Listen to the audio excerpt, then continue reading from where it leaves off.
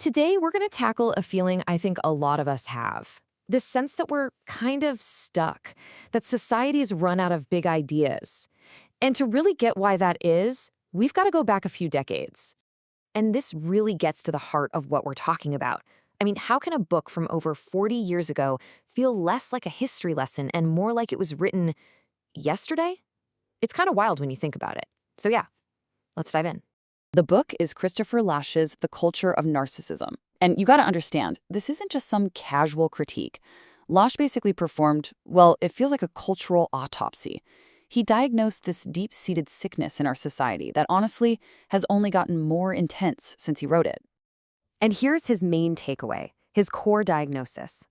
Lasch argued we've entered an age of diminishing expectations. Think about that.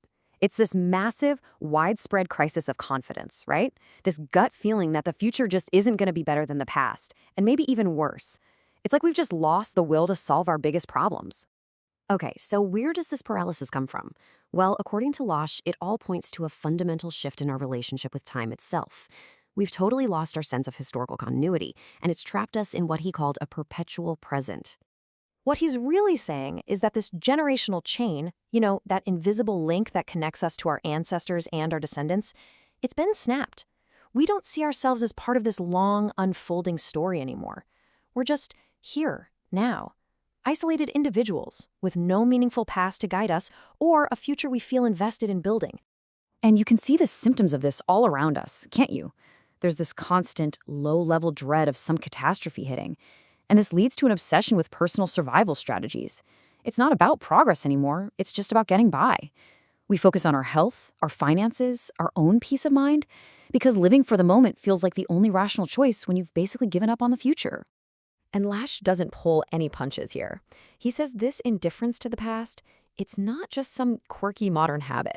For him, it is proof of cultural bankruptcy. When a society just shrugs off its own history, it's basically admitting, yeah, we've got nothing left in the tank to face what's coming. Now, when you lose that connection to history, it creates this huge vacuum. And Lasch argues that we've rushed to fill it with a whole new way of looking at the world, the therapeutic sensibility. We've shifted our focus from trying to change society to trying to change ourselves. And this table here, wow, it just lays it all out so clearly. Look at this profound shift. We've gone from focusing on social struggle to focusing on mental health. The old burden of guilt, feeling bad for not meeting a shared moral code, has been replaced by this constant, haunting anxiety. We've gone from being social critics to what he calls psychological man, trading a search for higher meaning for this endless quest for self-actualization. So here's the crucial point. We take these enormous systemic problems, things like economic inequality or political corruption, and we reframe them as individual issues, anxiety or personal maladjustment. So instead of demanding justice, we seek therapy. We've replaced the citizen with the patient. At the same time all this internal stuff is going on, another massive shift was happening in public life. As our connection to a tangible past and future just dissolved, reality itself started to matter less than the image of reality. The world, in essence, became a giant stage. Lasch uses this really striking comparison to make his point. The old model of success was the Horatio Alger story, the self-made person who achieved something real through hard work. The new model? He calls it the happy hooker model. It's not about producing anything, but about social survival through the expert management of impressions.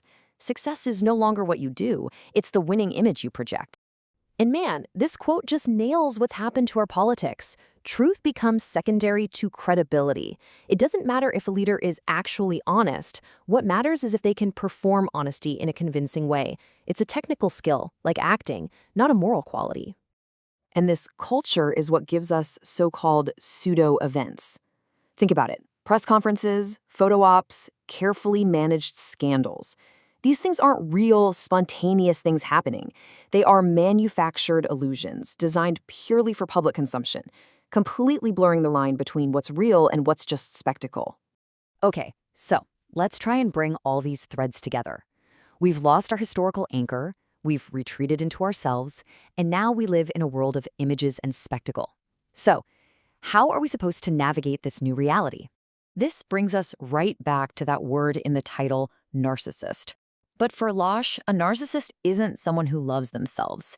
It's the exact opposite. It's a person who feels this profound inner emptiness, and so they adopt this defensive, self-absorbed posture simply to survive in a world that feels threatening and meaningless. Narcissism here is a shield, not a celebration. So here it is, the anatomy of our crisis in 4 key points. First, history is dead. We're unmoored from time. Second, therapy is a cage. We've medicalized our social problems. Third, the image economy. Success is just about publicity now, not achievement. And finally, spectacle over reality. Our public life is basically just a show. Each one of these is a direct result of losing our connection to the past. And that leaves us with this final, really unsettling question. Lasch saw the past as a kind of treasury where we draw the resources we need to build a future. But if we've sealed that treasury shut, if the past really is a closed book to us, what kind of future can we even imagine, let alone create?